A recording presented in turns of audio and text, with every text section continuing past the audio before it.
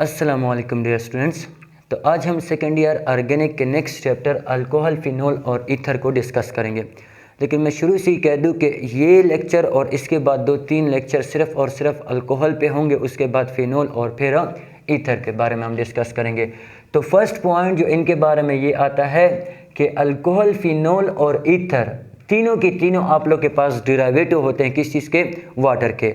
Alcohol आप लोग के पास डिराइवेटिव है वाटर का। किस तरह? इसमें जो वाटर में हाइड्रोजन होता है, इस हाइड्रोजन को रिप्लेस करता है बाय आर ग्रुप। ये आर ग्रुप मस्ट क्या होगा? एलिफेटिक होगा। लेकिन अगर आप लोग बात करते हैं फिनोल की, तो फिनोल के केस में ये जो हाइड्रोजन एटम है, this hydrogen atom is replaced by what? By phenyl group, यानी बेंजीन रिंग से इसको आप लोग रिप्लेस करते हैं। ईथर को इसी तरह हम क्या कहते हैं कि ether is also a derivative of water. ये भी डिराइवेटिव है किस चीज़ का? वाटर का। In which both hydrogen atom are replaced by R group. ये आर ग्रुप फिनोल ग्रुप मतलब बेंजीन रिंग भी हो सकते हैं, यानी फिनाइल ग्रुप भी हो सकते हैं, या आप लोग के पास क्या हो सकते हैं? एलिफेटिक हो सकते हैं। तो अल्कोहल डिराइवेटिव है वाटर का, जिसमें हाइड्रोजन एटम को रिप्लेस करता है कौन? R group. और ये आर मस्ट क्या होगा? एलिफेटिक होगा। दूसरा पॉइंट ये आता है कि इसका जो जनरल फार्मूला होता है, general formula of alcohol is CnH2n+1। ये किसके लिए हो गया? अल्काइल ग्रुप के लिए। साथ साथ आप लोग यहाँ पे क्या ऐड कर लेंगे? OH, यानी CnH2n+1 OH is the general formula of alcohol, या इसको सिंपल अल्फाज में आप लोग क्या कह सकते हैं? ROH। सो जब भी आप लोग को ये दिखे या ये दिखे तो दोनों का मतलब सेम होगा, and this is the general formula of what? Alcohol. अब देखिए अल्कोहल को हम क्या करते हैं? क्लासिफाई करते हैं। सो क्लासिफिकेशन ऑफ अल्कोहल में फर्स्ट क्लासिफिकेशन आप लोग के पास क्या आ जाती है? Classification on the basis of number of OH group. यानी अल्कोहल को हम क्लासिफाई करते हैं on the basis of number of OH group के, कितने OH ग्रुप जो है वो मौजूद है। सो इस बुनियाद पे आप लोग क्या कहते हैं कि अल्कोहल में भी मोनोहाइड्रिक अल्कोहल, या आप लोग के पास क्या होंगे? मोनोहाइड्रिक होंगे, या अल्कोहल आप लोग के पास क्या होंगे? पॉलीहाइड्रिक। लेकिन इस पॉइंट को याद रख लें कि पॉलीहाइड्रिक फर्दर फिर 2 टाइप्स के आ जाते हैं। ये आप लोग के पास डाईहाइड्रिक भी हो सकते हैं, डाईहाइड्रिक, या ये आप लोग के पास क्या हो सकते हैं? ट्राईहाइड्रिक हो सकते हैं। अगर अलग अलग लिखना है तब भी ठीक है, अगर एक साथ लिखना है तब भी ठीक है। Mono means 1, hydric means OH। वो अल्कोहल जिसमें सिर्फ और सिर्फ एक OH ग्रुप हो सकता है, प्रेजेंट होता है, इसको आप लोग क्या कहते हैं? मोनोहाइड्रिक। फॉर एग्जांपल आप लोग के पास CH3 यहाँ पे OH, या CH3 CH2 यहाँ पे क्या OH, या CH3 CH यहाँ पे CH3 यहाँ पे CH3 यहाँ पे OH। कार्बन वगैरह को छोड़ दें, सिर्फ और सिर्फ नंबर ऑफ OH को देखें। इन तीनों में number of OH, carbon change हो रहे हैं लेकिन नंबर ऑफ OH कितने हैं? 1। So that's why these are called what? Monohydric alcohol. दूसरा आप लोग के पास डाईहाइड्रिक है। Di means 2, hydric means alcohol मतलब OH ग्रुप। सो वो अल्कोहल जिसमें आप लोग के पास 2 OH ग्रुप होते हैं। फॉर एग्जांपल आप लोग के पास क्या है? CH2 यहाँ पे OH, CH2 यहाँ पे क्या? आप लोग के पास OH। सो ये अल्कोहल, इसमें कितने OH ग्रुप मौजूद है? 2 OH group. So that's why these are called dihydric, या इसको आप लोग क्या कह सकते हैं कि this is also called what? Glycol. यानी वो कंपाउंड जिसमें 2 कार्बन होते हैं और इन दोनों कंपाउंड के साथ 2 OH ग्रुप होते हैं, एक के साथ भी एक OH ग्रुप, दूसरे के साथ भी एक OH ग्रुप, इसको आप लोग क्या कहते हैं? डाईहाइड्रिक, या इसको आप लोग क्या कहते हैं कि हमारे पास ग्लाइकोल होता है। इसी तरह अगर आप लोग ट्राईहाइड्रिक की बात करते हैं, तो यहाँ पे आप लोग के पास CH2OH, यहाँ पे CHOH, यहाँ पे CH2OH। सो इस कंपाउंड को अगर आप लोग देखेंगे, ये है तो अल्कोहल, लेकिन इसमें कितने OH ग्रुप प्रेजेंट है? 3 OH ग्रुप प्रेजेंट है। So that's why these are called polyhydric. तो है, लेकिन पॉलीहाइड्रिक में क्या कहलाता है? ट्राईहाइड्रिक। क्यों? क्योंकि यहाँ पे कितने OH ग्रुप है? 3 OH ग्रुप जो है वो मौजूद है। जब 3 कार्बन है और इन तीनों कार्बन के साथ 3 OH ग्रुप है, सो इसको आप लोग क्या नाम देते हैं? ट्राईहाइड्रिकम, या इसका दूसरा नाम आप लोग के पास क्या होता है? ग्लाइसरॉल। इसी तरह आप लोग के पास हेक्सा टेट्रा भी हो सकता है, पेंटा भी हो सकता है, हेक्सा भी हो सकता है। जिस तरह आप लोग को पता है ग्लूकोज और फ्रक्टोज, उसमें कितने OH ग्रुप होते हैं? 6 OH ग्रुप होते हैं, तो वो भी आप लोग के पास क्या है? पॉलीहाइड्रिक। सो ये जो क्लासिफिकेशन थी ये on the basis of number of OH थी कि कितने OH ग्रुप आप लोग के पास क्या है? मौजूद।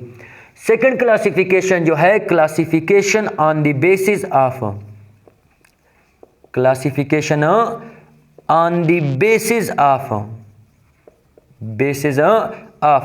Nature of carbon, nature of carbon attach to OH group. यानी सेकंड क्लासिफिकेशन किस बुनियाद पे है? नेचर ऑफ कार्बन पे। किस कार्बन पे? जो आप लोग के पास OH ग्रुप के साथ डायरेक्टली अटैच है। सो इस बुनियाद पे आप लोग क्या कहते हैं कि अल्कोहल में भी प्राइमरी अल्कोहल, अल्कोहल क्या होता है? Primary alcohol. सेकंड क्या होता है? Secondary alcohol, secondary alcohol. और थर्ड क्या होता है? Tertiary alcohol. यानी on the basis of nature of carbon alcohol आप लोग के पास 3 टाइप के हैं। एक है प्राइमरी अल्कोहल, एक है सेकेंडरी अल्कोहल, एक है टर्शरी अल्कोहल। प्राइमरी अल्कोहल वो अल्कोहल होते हैं जिसमें आप लोग के पास क्या प्रेजेंट होता है? प्राइमरी कार्बन प्रेजेंट होता है। This carbon is called what? Primary carbon. इसको आप लोग क्या कहते हैं? प्राइमरी कार्बन कहते हैं। सो वो अल्कोहल जो जिसमें आप लोग के पास प्राइमरी कार्बन होगा, इसको आप लोग क्या कहेंगे? Primary alcohol. प्राइमरी कार्बन वो कार्बन होता है जो फर्दर कितने कार्बन के साथ कनेक्ट होता है? एक कार्बन के साथ। या सादा अल्फाज में वो अल्कोहल जिसमें OH जिस कार्बन के साथ अटैच है वो फर्दर कितने कार्बन के साथ अटैच है? एक कार्बन के साथ अटैच है। So this is that type of alcohol will be called primary alcohol. अगर आप लोग इस अल्कोहल को देखेंगे तो इसमें जिस कार्बन के साथ OH ग्रुप अटैच है ये फर्दर कितने कार्बन के साथ कनेक्ट है? 2 कार्बन के साथ। सो that's why this carbon is called secondary carbon. वो अल्कोहल जिसमें सेकेंडरी कार्बन होगा इसको आप लोग क्या कहेंगे? Secondary alcohol. या सादा अल्फाज में वो अल्कोहल जिसमें OH ग्रुप उस कार्बन के साथ कनेक्ट है जो फर्दर कितने कार्बन के साथ कनेक्ट है? 2 कार्बन के साथ, तो इसको आप लोग क्या कहेंगे? Primary secondary alcohol. और वो अल्कोहल जिसमें OH जिस कार्बन के साथ कनेक्ट है वो फर्दर कितने कार्बन के साथ कनेक्ट है? 3 कार्बन के साथ कनेक्ट है। सो इस कार्बन को आप लोग क्या कहेंगे? Tertiary carbon, tertiary carbon. और इस अल्कोहल को आप लोग क्या कहेंगे? Tertiary alcohol. सो याद रख ले कि on the basis of number of OH group हमने अल्कोहल की क्लासिफिकेशन पढ़ी मोनोहाइड्रिक और पॉलीहाइड्रिक, लेकिन on the basis of nature of carbon alcohol primary भी हो सकता है, सेकेंडरी भी हो सकता है, टर्शरी भी हो सकता है, मिथाइल अल्कोहल भी हो सकता है। मिथाइल अल्कोहल वो अल्कोहल होता है जिसमें OH जिस कार्बन के साथ कनेक्ट है वो फर्दर किसी कार्बन के साथ कनेक्ट नहीं होता। प्राइमरी अल्कोहल वो अल्कोहल जिसमें OH उस कार्बन के साथ कनेक्ट है जो फर्दर कितने कार्बन के साथ कनेक्ट होता है? एक कार्बन। सेकेंडरी अल्कोहल वो अल्कोहल जिसमें OH उस कार्बन के साथ कनेक्ट होता है जो फर्दर कितने कार्बन के साथ कनेक्ट हो? 2 कार्बन के साथ।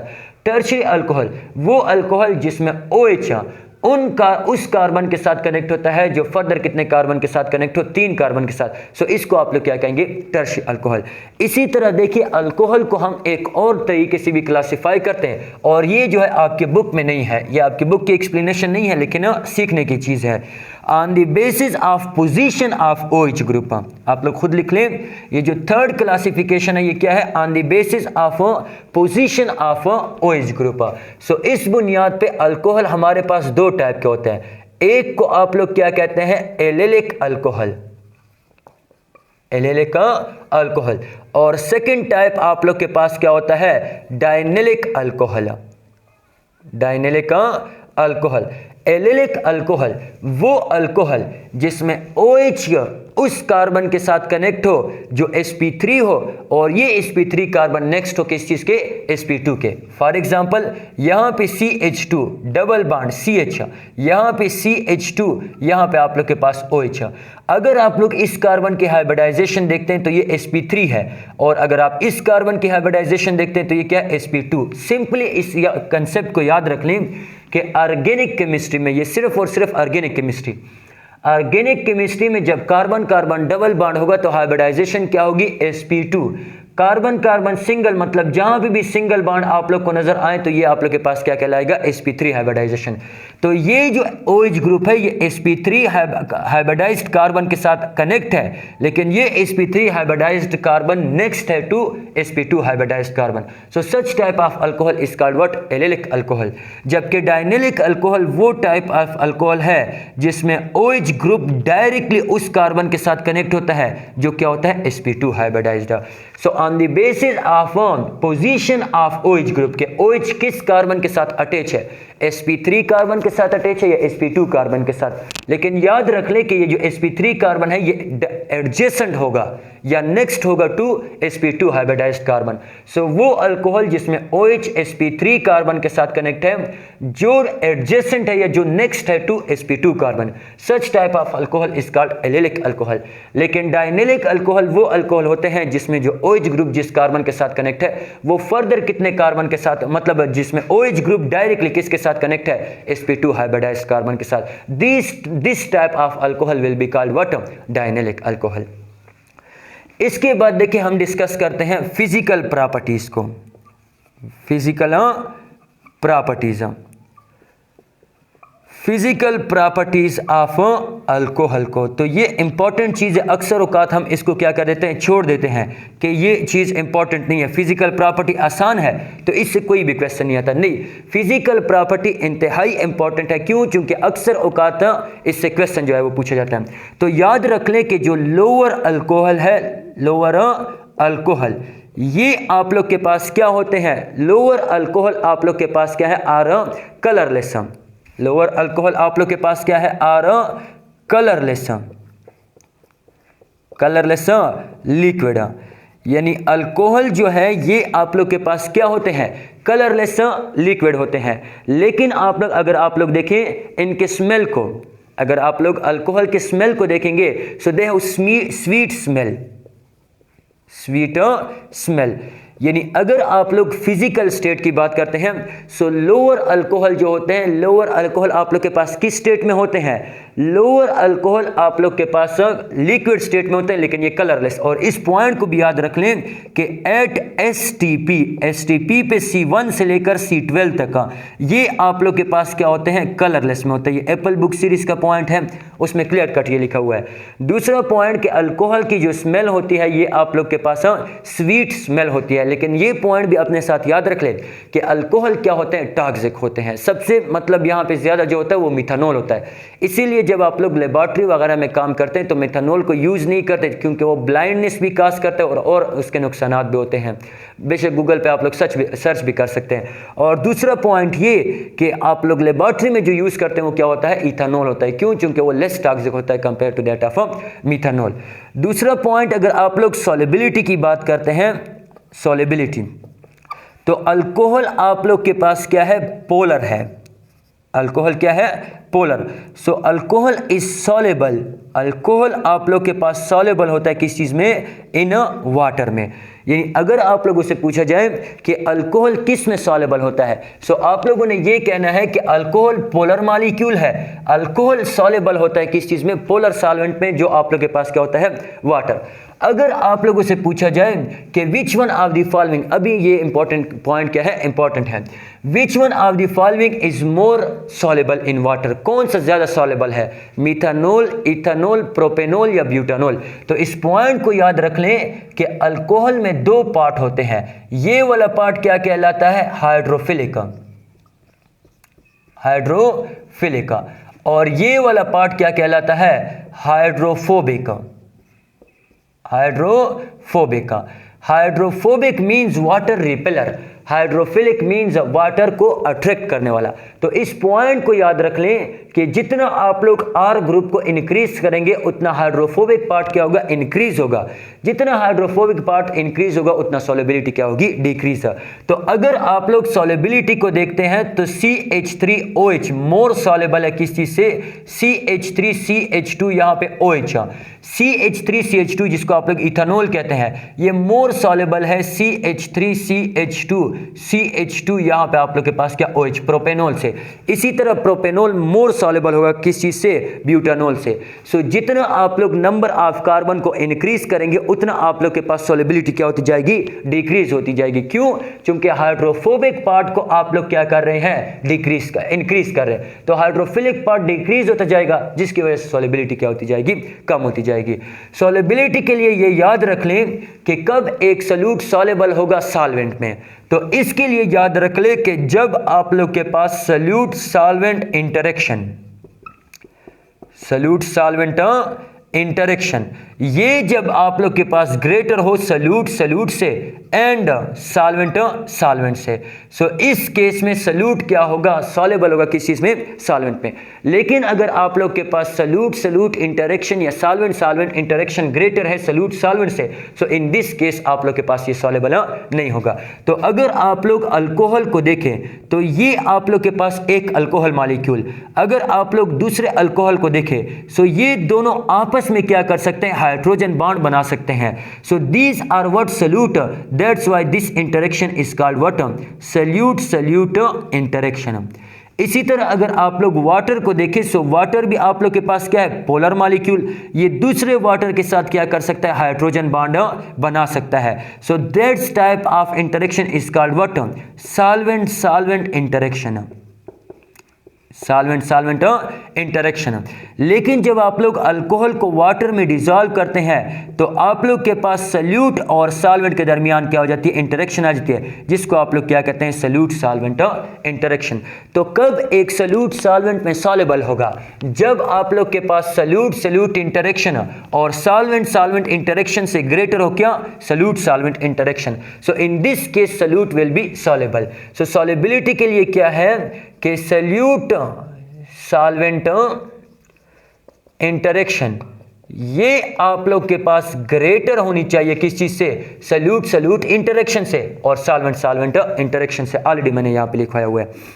अब नेक्स्ट इंपॉर्टेंट क्वेश्चन अगर आप लोगों से पूछा जाए कि विच one of the following is more soluble, primary, secondary या टर्शियरी अल्कोहल, कौन सा आप लोग के पास क्या होगा, मोर सॉल्युबल होगा।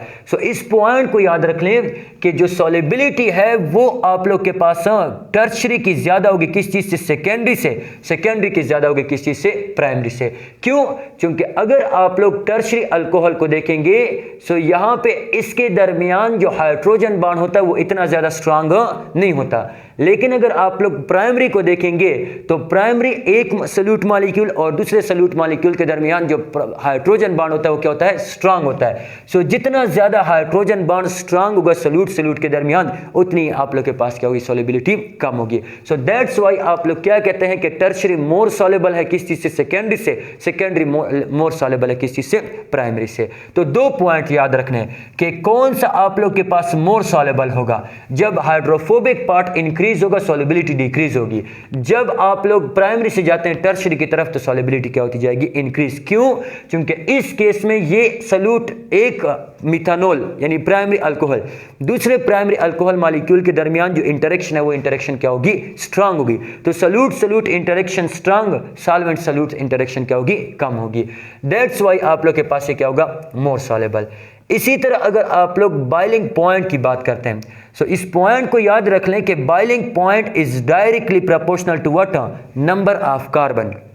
जितना आप लोग नंबर ऑफ कार्बन को इंक्रीज करेंगे मींस मॉलिक्यूलर मास को आप लोग इंक्रीज करेंगे उतना ही आप लोग के पास सॉल्युबिलिटी क्या होता है, मतलब बॉइलिंग पॉइंट क्या होता जाएगा, इंक्रीज होता जाएगा। So which one of the following has greater boiling point.